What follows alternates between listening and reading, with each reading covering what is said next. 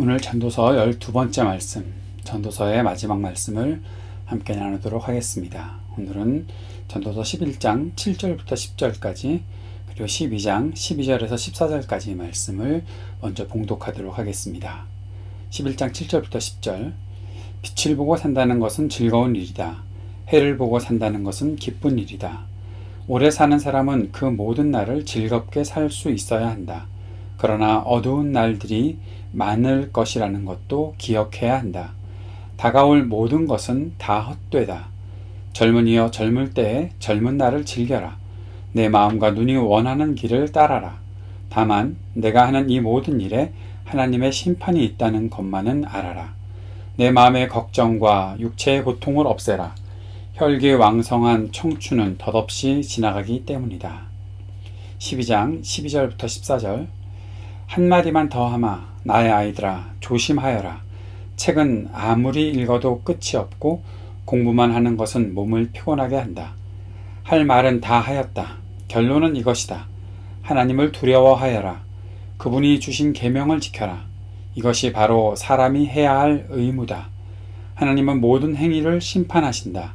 선한 것이든 악한 것이든 모든 은밀한 일을 다 심판하신다. 아멘.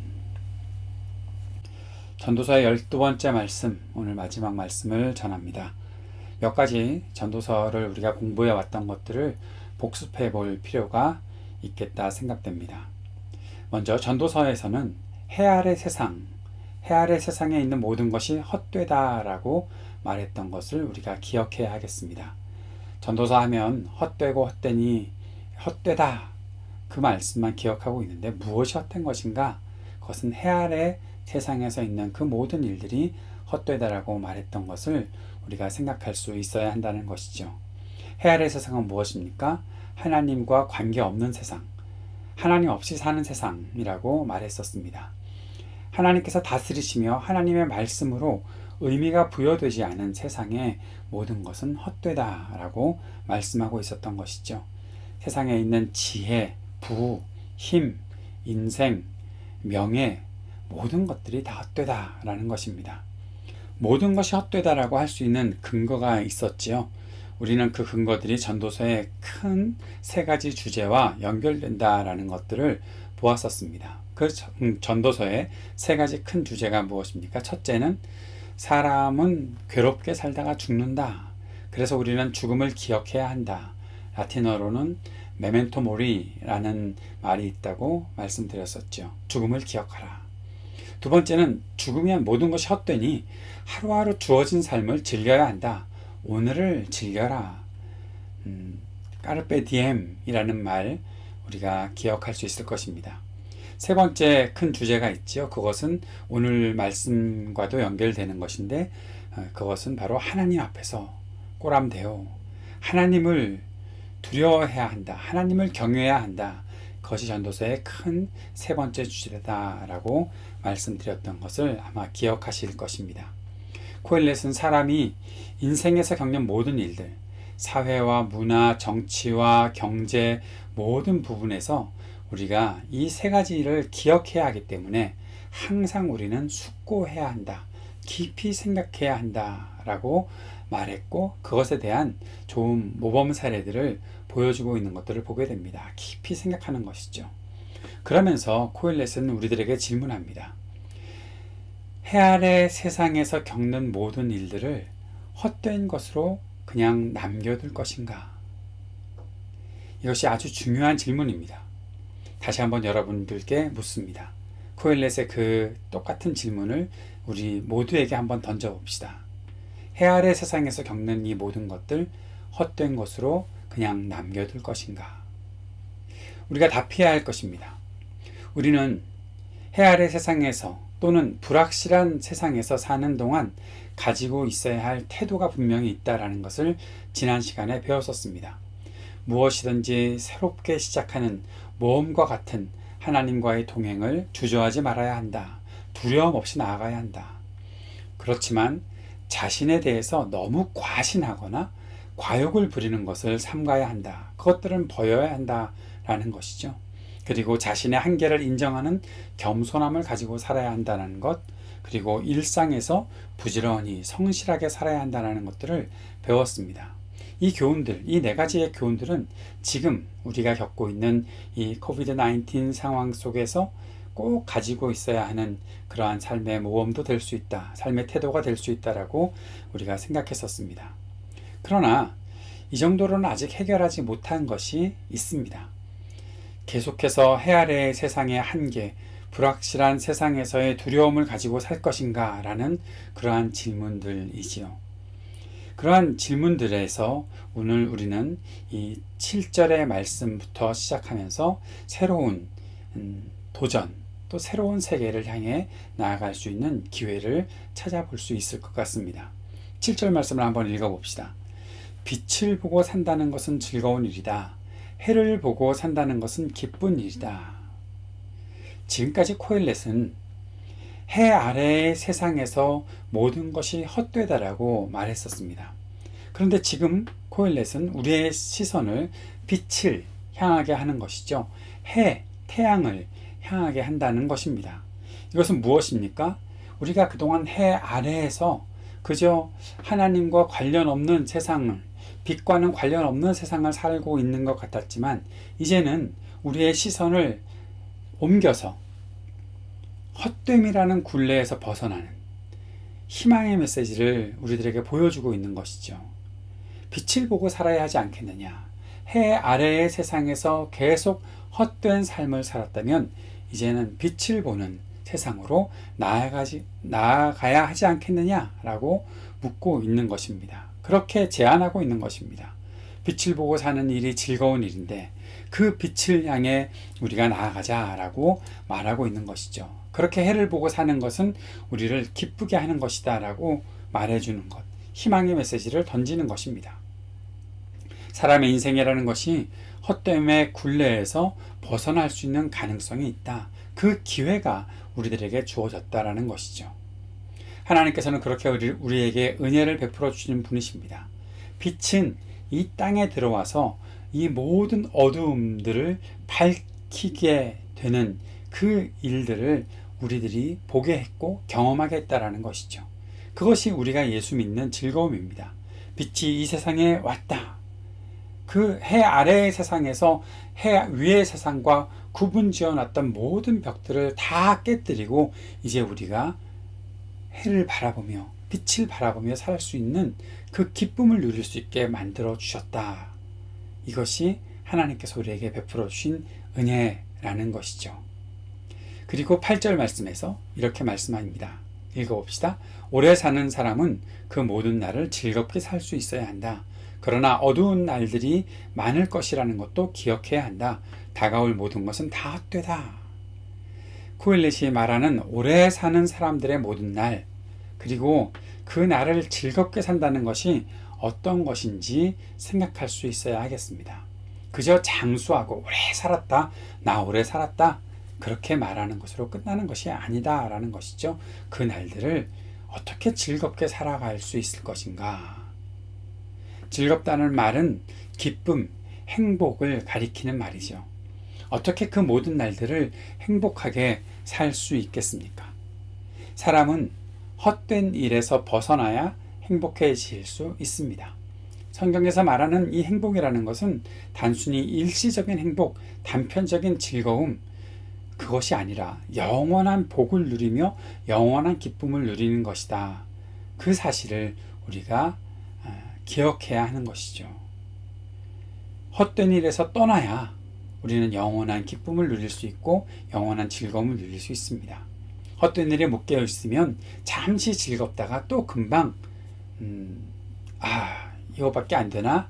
라는 그런 한숨이 또 나올 수밖에 없는 것이죠. 해 아래의 세상에서 추구하는 삶이 아닌 해 위의 세상, 하나님과 함께하는 세상을 바라보고 누릴 수 있어야 한다. 그 세계로 들어가야 한다. 다시 말하면 하나님의 다스리심 안에 살 때에 참된 즐거움을 누릴 수 있다. 헛된 영광을 따르지 않을 수 있다. 라고 말하는 것입니다. 사랑하는 여러분, 모든 사람은 얼마나 나에게 인생의 기회가 남아있는지 알 수 없습니다. 나이가 많은 사람은 좀 적게 기회가 남아있고 젊은 사람은 많은 기회가 남아있나요? 아니죠. 그렇지 못합니다. 뭐 그렇게 일반적으로 생각할 수는 있겠지만 누가 먼저 인생을 마감할지는 아무도 모르는 것이잖아요. 그럼에도 불구하고 아직 신체적인 나이가 젊은 사람들에게는 인생이라는 시간이 줄 수 있는 기회가 조금 더 많지 않겠는가 생각해 볼 수 있겠죠. 그래서 오늘 코헬렛은 젊은이들에게 교훈하는 말씀을 주고 있습니다.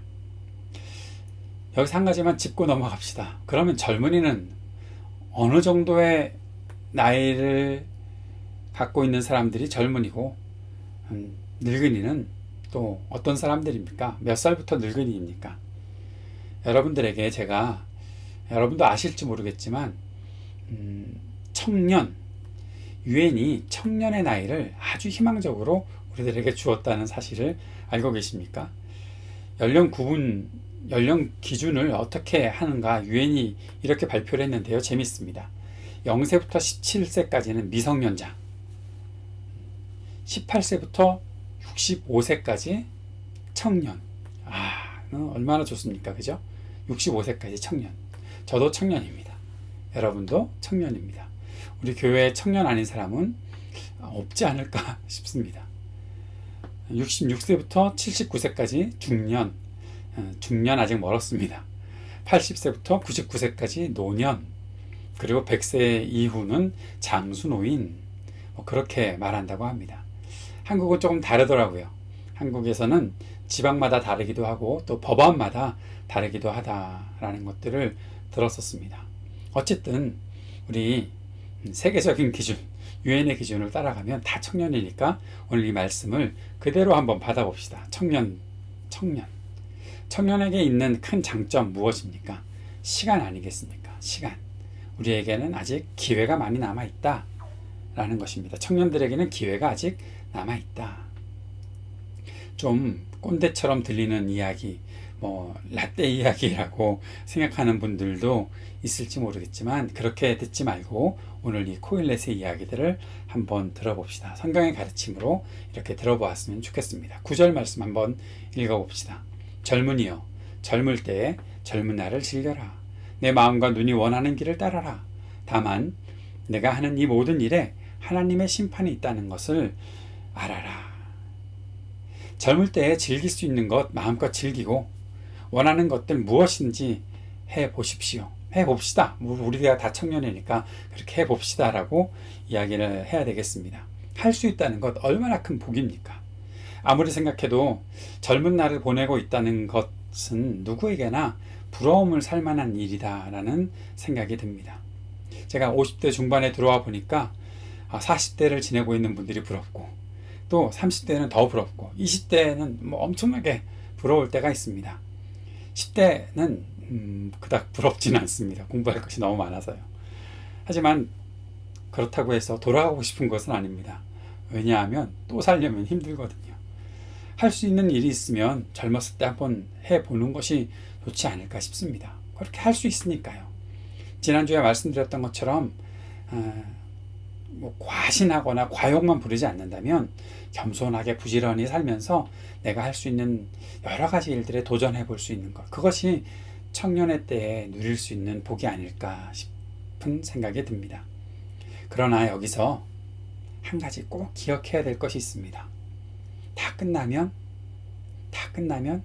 우리의 인생이라는 이 시간이 다 지나면 하나님 앞에서 심판이 있다는 것을 꼭 기억해야 한다는 것이죠. 제가 여러분께 목회 서신에도 쓴 것 같이 즐거운 시간이든 버거운 시간이든 시간은 흘러가고 시간이 다 지나면 평가의 때가 온다라는 것, 그것 잊지 말아야 한다는 것입니다. 창조주 하나님께서 우리에게 인생이라는 시간을 주셨는데 그것은 분명히 계획하신 것이 있는 것이죠. 아무렇게나 주셨겠습니까? 우연히 너 가져볼래? 그런 식으로 주신 것 아니잖아요. 아무렇게나 보내라고 주신 것 아니죠. 그래서 우리가 아무렇게나 살면 안 되는 것입니다. 하나님 앞에서 심판이 있다는 것. 무서운 두려운 그런 심판이라기보다 계산해보자. 너 잘 살았니? 라고 물어보시는 그 시간이 있다는 것 생각하고 있어야 한다라는 것입니다. 그리고 10절에 꼭 이렇게 지내는 시간 동안 생각해야 될 것이 또 하나 있습니다. 10절 말씀 읽어봅시다. 내 마음의 걱정과 육체의 고통을 없애라. 혈기왕성한 청춘은 덧없이 지나가기 때문이다. 코엘렛은 마음에 품고 있는 분함과 원통함으로 생긴 걱정을 없애라고 말하고 있고, 육체의 고통도 던져버려라 라고 말하고 있습니다. 근데 이 육체의 고통을 어떻게 던져버릴 수 있겠습니까? 그래서 이 10절 말씀을 다시 한번 해석해 보니까 이런 말이 있는 거죠. 이 내 마음의 걱정이라는 것은 근심이라는 것으로 우리가 해석하는 것이 맞는데, 육체의 이 고통이라는 단어는 죄악, 악한 것과 같은 말로 쓰이는 단어입니다. 그러니까 이렇게 해석할 수 있는 것이죠. 우리의 육체가 끌어가는 죄악들을 벗어버려야 한다. 그것 때문에 오는 근심도 같이 던져버려야 한다. 라는 그런 말로 해석하면 좋지 않을까 싶습니다. 젊음이라는 시간 동안 육체가 하고 싶은 일이 얼마나 많이 있습니까? 그런데 그것들 때문에 겪는 죄악들, 또 그 죄악 때문에 같이 찾아오는 그런 근심들, 그런 것들이 얽매여서 이 청춘이라는 시간을, 이 젊은 때를 덧없이 흘려보내지 말라, 그런 말씀을 주고 있는 것이죠. 근심과 죄악은 우리의 이 시간들을 허망하게 만들어버리는 것이 아니겠습니까? 우리가 거기에서 벗어나야 하겠다라고 말씀하고 있는 것입니다. 그러면서 12장 1절에 들어가면서 다시 한번 젊을 때에 너의 창조주를 기억하여라. 고생스러운 날들이 오고 사는 것이 즐겁지 않다고 할 나이가 되기 전에, 12장 2절, 해와 빛과 달과 별들이 어두워지기 전에, 먹구름이 곧 비를 몰고 오기 전에 그렇게 하여라. 창조주를 기억하여라. 젊을 때, 지금 이 젊음의 시간을 보내면서 누가 너를 창조했고 너의 인생의 목적과 의미가 어떤 것인지를 꼭 기억해야 한다. 이 시간들은 금방 다 지나가서 인생이 언제 마감될지 모른다. 그날은 속히 온다. 알 수 없다. 그 말을 하고 있는 것입니다. 그래서 다시 한번 청년들에게 간곡하게 부탁하는 코엘렛의 말은 하나님을 기억하라. 그런데 그 하나님이 어떠한 하나님이라고 말씀하셨습니까? 너의 창조자다 라고 말씀하신 것입니다. 하나님께서 우리의 창조자이십니다. 하나님께서 우리를 우연히 만드신 것이 아닙니다. 이것이 믿음의 중요한 기초이죠. 나의 창조자라고 하나님께 고백하는 사람들, 하나님께 나의 창조자이십니다 라고 고백하는 사람들은 나에게 주신 삶에 의미가 있다는 것도 분명히 알고 있어야 하고 인정해야 하고, 나의 삶을 헛되게 보내지 않기 위해 의지를 가지고 살아갈 수 있어야 한다. 믿음을 가지고 살아갈 수 있어야 한다라고 말씀하는 것을 꼭 기억해야 하겠습니다. 인생에서, 특별히 이 해 아래 세상에서 즐거운 날, 행복한 날 보내는 것은, 그 시간은 많지 않습니다. 언제 없어질지 모른다라는 것이죠.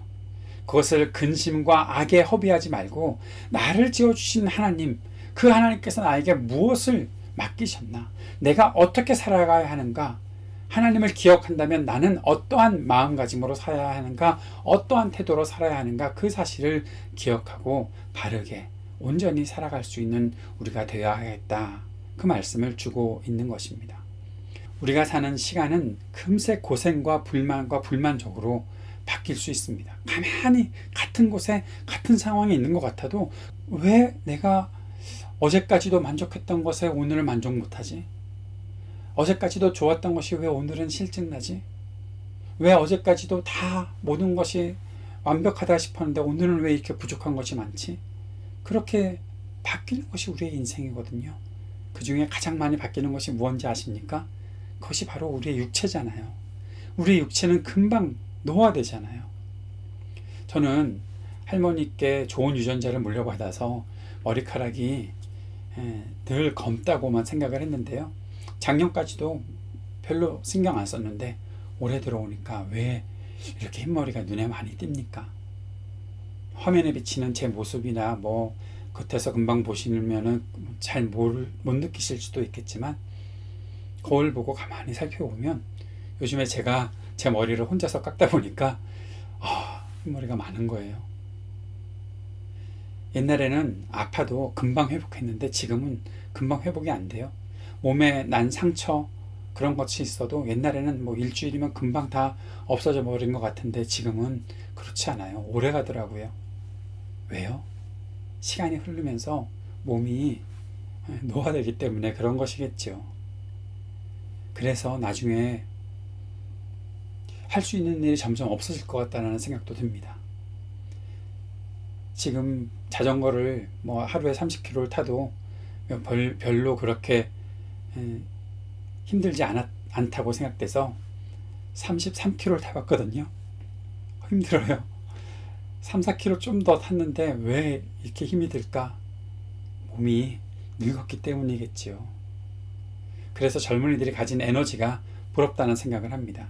그런 에너지 다시 내가 얻을 수 있을까요? 없을 것 같습니다. 그것이 바로 나이 든 사람들이 가진 생각이에요. 젊은이 여러분, 우리가 다 젊지만 저보다 조금 더 젊은 여러분, 여러분의 그 젊음은 금방 지나갑니다.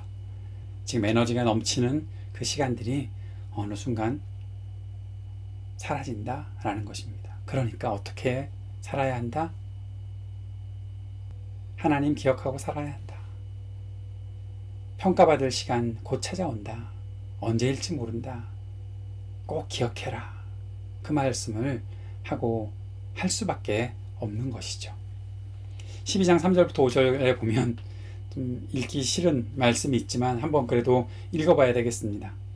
그때가 되면 너를 보호하는 팔이 떨리고 정정하던 두 다리가 약해지고 이는 빠져서 씹지도 못하고 눈은 침침해져서 보는 것마저 힘겹고 귀는 먹어 바깥에서 나는 소리도 못 듣고 맷돌질 소리도 희미해지고 새들이 지저귀는 노랫소리도 하나도 들리지 않을 것이다. 높은 곳에는 무서워서 올라가지도 못하고 넘어질세라 걷는 것마저도 무서워질 것이다. 검은 머리가 팥뿌리가 되고 원기가 떨어져서 보약을 먹어도 효력이 없을 것이다. 사람이 영원히 쉴 곳으로 가는 날 길거리에는 조객들이 오고 간다. 이 말 하나도 틀린 것 없습니다. 하나도 틀리지 않습니다. 6절에서 7절로 읽어봅시다.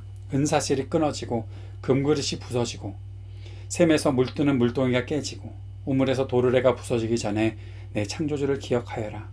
육체가 원래 왔던 흙으로 돌아가고 숨이 그것을 주신 하나님께로 돌아가기 전에 내 창조주를 기억하여라.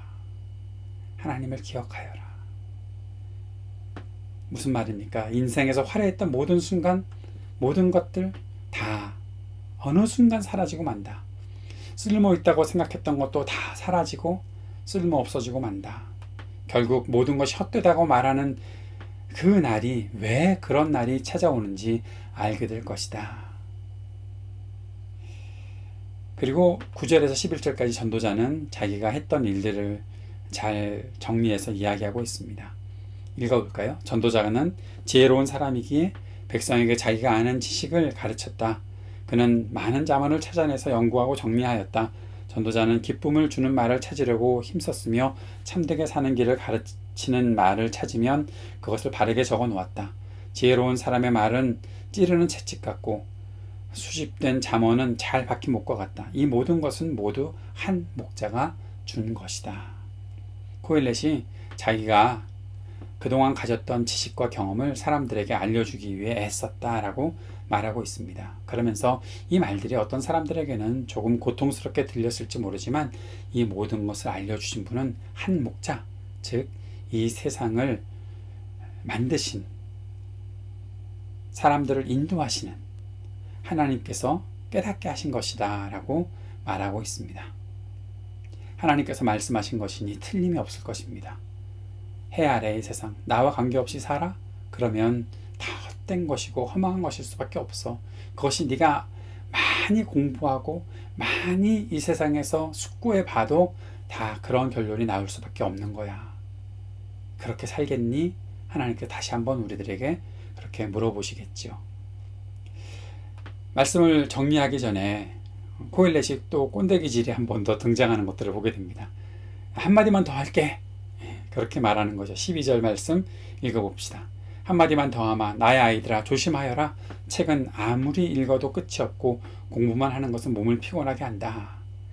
제가 성경에서 제일 좋아하는 말씀입니다. 가장 사랑하는 말씀입니다. 그리고 공부하는 학생들에게는 딜레마에 빠지게 하는 말씀이 아닐까 싶습니다. 책은 아무리 읽어도 끝이 없다는 말은 책을 출판하는 일은 끝이 없다라는 말과 같습니다. 그리고 공부만 하는 것은 몸을 피곤하게 만든다라고 말하고 있는데, 이 말은 공부만 하다 보면 지쳐서 공부밖에 못하는 사람이 될 수밖에 없다. 배운 것을 써먹지 않고 그냥 계속해서 뭔가 배우고만 있다면 무기력한 사람이 될 수밖에 없다. 그 말을 하고 있는 것이죠. 무기력한 사람은 세상을 향해서 바른 비판과 또 진리를 소개하는 그런 일들을 하지 못하고 비아냥거리기만 합니다. 자기도 못하니까 그냥 사람들이 다 미운 거죠. 그렇게 살 수밖에 없는 사람이 될 수밖에 없다. 그 이야기를 하고 있는 것은 아닐까 싶습니다. 그리고 코일렛이 마지막으로 13절 14절에 이렇게 말합니다. 할 말은 다 하였다. 그리고 아주 친절하게 결론을 말합니다. 결론은 이것이다. 하나님을 두려워하여라. 그분이 주신 계명을 지켜라. 이것이 바로 사람이 해야 할 의무다. 하나님은 모든 행위를 심판하신다. 선한 것이든 악한 것이든 모든 은밀한 일을 다 심판하신다. 우리는 다시 한번 하나님을 향한 경외의 마음이 회복되기를 간절히 기도해야 할 것입니다. 하나님을 경외하는 사람, 하나님을 경외하는 마음은 사람의 최선에 기대는 것과 하나님을 향한 신뢰의 마음을 갖는 것에 바른 균형을 유지하게 한다라는 것들을 생각해 볼 수 있습니다. 다시 한번 설명드릴게요. 이 말이 우리가 아주 중요한 교훈으로 받아야 되는 말씀입니다. 하나님을 경외하라. 그리고 세상에서 정말 최선을 다해서 살아라. 이 말을 우리가 잘 균형을 유지해야 되는데, 아주 좋은 예가 내일 우리가 묵상할 이사야서 22장 10절 11절에 있는 말씀에 나타나 있습니다. 22장 10절 11절 말씀을 한번 읽어봅시다. 예루살렘에 있는 집의 수를 세어보고는 더러는 허물어다가 뚫린 성벽을 막았다. 또한 옛 못에 물을 대려고 두 성벽 사이에 저수지를 만들기도 하였다. 그러나 너희는 일이 이렇게 되도록 하신 분을 의지하지 않고 이 일을 옛적부터 계획하신 분에게는 관심도 없었다. 이사야서 22장은 어떤 내용인가 하면 이제 전쟁을 대비하기 위해서 열심히 준비했던 히스기야 왕의 모습들을 보여주고 있습니다. 그때에 있었던 일들입니다. 어떻게 하면 아시리아의 공격을 막아낼 수 있을까? 그것들을 고민하면서 철저하게 준비했던 것이죠. 특별히 물의 공급이 잘 될 수 있도록 예루살렘을 더 강화하는 일들을 했던 것입니다. 그런데 이사야가 여기에 말하고 있는 것이죠. 무슨 말을 하는가? 너희들은 왜 하나님께는 관심이 없니? 너희가 할 수 있는 최선을 다하면서 부지런히 적의 공격에 대비하면서 이렇게 적들의 공격을 받게끔 된 이유, 그리고 그 모든 일들을 계획하신 하나님께는 왜 관심이 없니? 라고 묻고 있는 것입니다. 사랑하는 여러분, 사람이 부지런히 살아야 되겠죠. 인생이라는 시간 어떻게 지나갈지 모르니 거기에 우리의 최선을 다해서 잘 준비하며 살아야 하겠지요. 그런데 그때 놓치지 말아야 될 것이 있는데, 그것이 바로 하나님을 경외하는 마음, 하나님을 두려워하는 마음. 그래서 하나님의 도우심을 구하며 하나님과 동행하기 위해 말씀 앞으로 기도의 자리로 나오는 그런 마음가짐들 있어야 한다는 것입니다. 구체적으로 우리가 기도하는 생활, 말씀을 연구하고 묵상하는 생활이 우리 가운데 있어야 된다는 것이죠. 그것 없이 그냥 내게 주어진 삶에 최선을 다한다고 모든 것이 끝난 것이 아니다라고 오늘 말씀이 가르쳐 주는 것입니다. 결론은 이것이다. 너 죽음을 기억하고 살고 있니? 그리고 오늘 하루하루 최선을 다하고 있니? 그런데 그 두 가지로 끝나는 것이 아니야. 그렇게 두 가지로 사는 것은 해 아래 세상에서 살아가는 모습밖에 될 수 없어. 그러면 다 허무하게 끝나는 거야. 그 허무함이 하나님께서 주시는 의미로, 그 속에 참된 복으로 채워지려면, 그래서 매일매일 즐거움을 가지고 살고 하나님 앞에 감사하며 살아가는 그런 의미 있는 인생을 살려면 잊지 말아야 될 것이 있어. 너의 최선으로 끝나는 것이 아니라 하나님 앞에 나와야 하는 거야. 하나님께 기도하고 하나님 말씀 붙잡고 살아가는 일들이 있어야 되는 거야. 그 말씀을 주고 있는 것입니다. 사랑하는 여러분, 우리의 일상 속에 말씀, 기도의 생활이 자리 잡히게 해야 할 것입니다. 혹시 이것이 좀 버겁더라도 해야 하는 것입니다. 즐겁지 않은데 내가 믿음 생활하면서 이 말씀 묵상하고 말씀 연구하고 또 기도하고 살아가는 거, 이건 별론데 뭐가 즐거워, 재미없는데, 그렇더라도 해야 하는 것입니다. 지난 목요일에 우리 온라인 성경 공부, 성경 어떻게 다 외우겠어, 그냥 한번 읽어보는 거지, 이 공부가 끝났는데, 그때 바울에 대해서 공부하면서 고린도전서 9장 16절에 이런 말씀이 있었죠. 바울이 내가 복음을 전할지라도 그것이 나에게 자랑거리가 될 수 없습니다. 나는 어쩔 수 없이 그것을 해야만 합니다. 내가 복음을 전하지 않으면 나에게 화가 미칠 것입니다. 이렇게 말했었거든요. 이 말을 저는 이렇게 적용할 수 있었으면 좋겠다는 생각을 해봤어요. 우리가 인생이란 기회와 그 안에서 감당해야 할 사명이 있다는 것을 알고 행하는 것, 그것들은 자랑거리가 될 수 없다. 즐거움이 늘 있는 것도 아니고 때로는 버거워서 힘들 때도 있겠다. 그러나 우리는 우리에게 주어진 인생을 살아내야 한다. 감당해야 할 사명과 책임을 억지로라도 다 해내야 한다. 그 일을 주신 분 앞에 언젠가 서게 되기 때문이다. 그것이 우리가 갖고 있는 이 인생을 복되게 만드는 일, 이것이 바로 하나님께서 우리에게 주신 사명이라면 이 일을 우리가 잘 감당할 수 있어야 한다라는 것이죠. 버겁더라도 어렵더라도 해내야 하는 것, 하나님의 말씀을 붙잡고 하나님과 동행하는 이 삶을 우리가 살아내야 한다. 그 사실을 우리가 잊지 않았으면 좋겠습니다. 사랑하는 여러분, 우리를 창조하신 우리 주님께서 우리의 인생이 마치는 날 우리를 앞에 세우시고 물어보실 것입니다. 잘 살았니? 라고 물어보실 것입니다. 그때 주님 앞에서 주님, 힘차게 달려왔습니다. 힘차게 달려왔습니다. 하나님 경외하는 마음 이미 하나님께서 아실 테니 그 마음 품고 이제까지 힘차게 달려왔습니다.